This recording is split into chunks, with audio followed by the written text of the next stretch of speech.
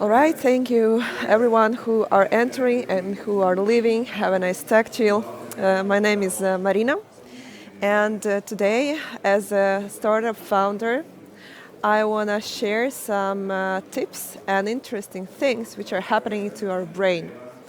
My first education is connected to medicine and psychology, so I use a lot this into my personal life, as well as into mentoring startups and showing what actually happening into founder's brain.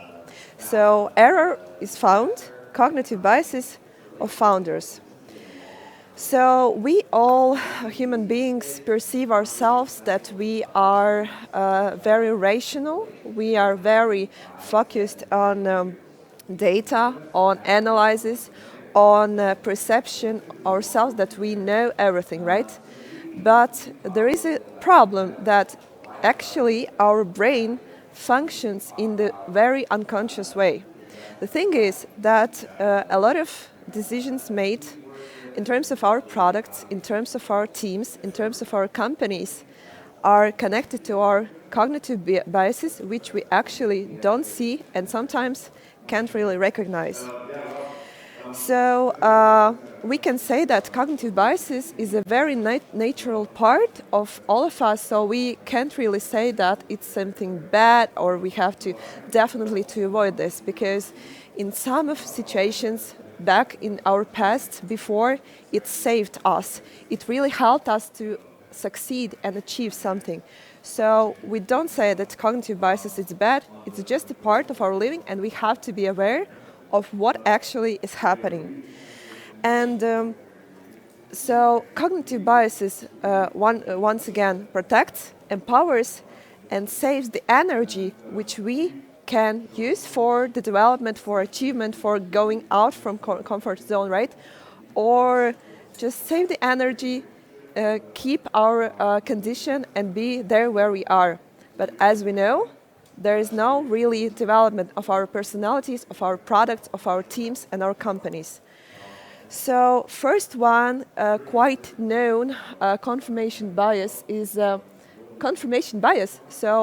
But before I will tell a little bit more, who are first-time founder? Right, 1, 2, 3, 4. Who are serial entrepreneurs? Not so much, yeah. So first one is confirmation bias, which is focusing only on data, confirming the idea or some decision which we want to take.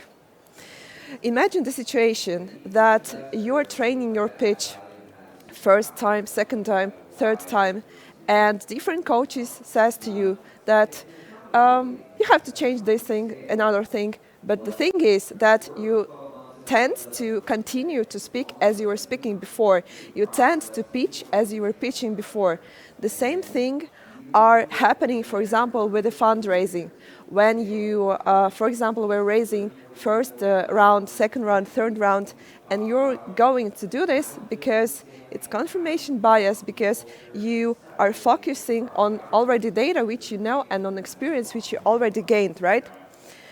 So also I would like to mention the confirmation bias about the idea how we are taking decisions and what actually we are taking in account when we develop the product, develop our companies, developing our teams.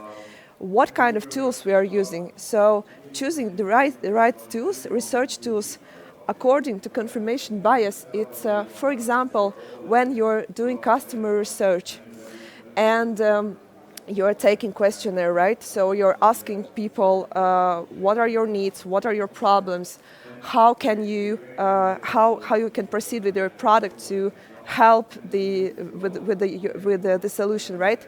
But actually the problem is that people don't know what they want. They actually are, partly they know what is happening, but in most cases they have their own cognitive biases.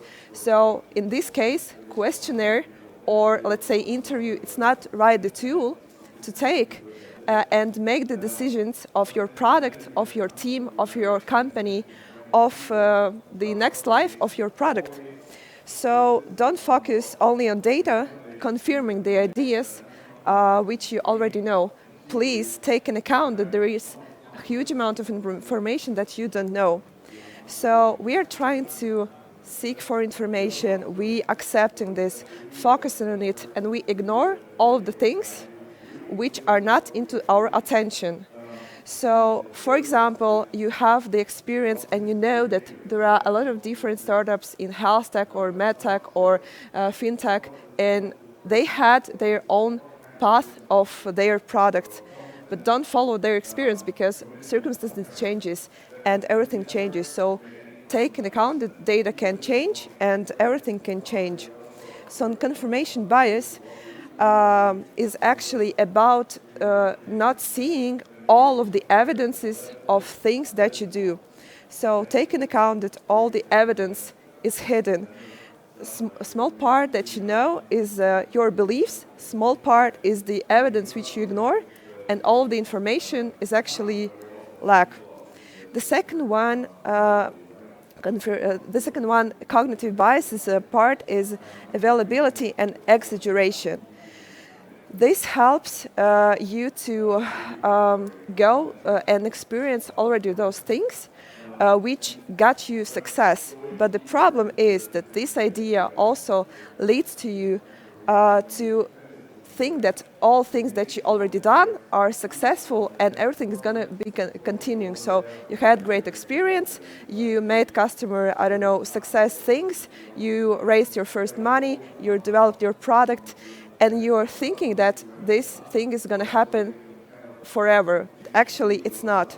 So your idea not always is unique. Your experience is unique. So you have to take into the consideration. And second one, cognitive biases, is group thinking. What does mean group thinking? It's strongly conforming with the majority of opinion. For example, we don't actually live in the forest, most of us, right? So we're living into community, into society, into startup community. So we take a look into another people and we see how they build business, how they do products, how they do things and get things done, right? And we prefer to think that this is the right way and we don't have to find our own. So we have to do things which are told by other people. This also don't help you whether you are trying to solve really big problems into your teams, into your product or solution, because if all of the team is voting for one thing and there is someone who disagrees, but you don't promote the diversity of opinions, it can lead you to wrong decision making just because of group thinking. And not encouraging diversity in the team also leads to the previous one, to group thinking that, for example, whether in your product or solution, people are having only one opinion about how we have to develop this, then the problem is that you are missing some part of information. And remember that it works for your team, for investors, for everyone. We all are people and we have to understand what kind of cognitive biases are in our and in another people context. And this is the quote of one of the startup which I was and actually am mentoring. I have plenty of time. I don't have to fundraise right now. I will make MVP in next 2 years. I want to focus on the solution. I don't want to spare my time for my colleagues and for another things. I don't have to be everywhere. I just have plenty of time. And this is also a cognitive bias because it's not true. All of the products, all of the solutions have to come up in the very certain time and should be timely arranged and timely, logically, let's say, expressed. So remember that also we do have time, but we have very specific time for fundraising, for product development, for developing ourselves, so on and so on. The second one also is a quote from one of the startups which I was mentoring. We have data based on questionnaire designed research. So as I was mentioned before, this is only one tool with which you can gather information, and then you're interpreting, right, this information. So a questionnaire is only one tool among a lot of different tools. So whether you're doing some research, whether you're doing some assumptions, don't do this only because of people said something. Try to understand what is behind the things they are saying. Another one quote is, what is the right tool for gathering data? Do you have some ideas? What is the right tools? Either questionnaire, interview. Do you have some ideas? No. All right, so there is no correct answer, because for all of your aims, there exists a lot of different tools which we are using as entrepreneurs. So basically, you just have to find your own, which actually works for your evidence and for success of your solution. So the next one quote, also from one of my startups, I will, not mine, I'm sorry, for startups which I was mentoring, I will invest into a product, not into the team. This is also a very practical cognitive bias. When you're first-time founder, early startup founder, you're very focused on product, you're focused on your customers, you're trying to solve the problem, right? And you don't really take into account the idea that around you there is your team, there is a people who also have their cognitive bias, and they actually are investing into your child, into your things that you do together. So don't forget to invest also not into yourself, not into your product, not into fundraising or other processes, but also into real people who are around you, to make them succeed, make them success, and then then your solution will really work.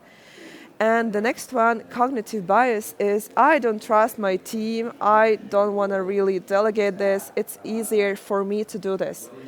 So I've heard this a lot of times, and it's really very interesting thing, and it's happening because we are trying to over-control things that we do.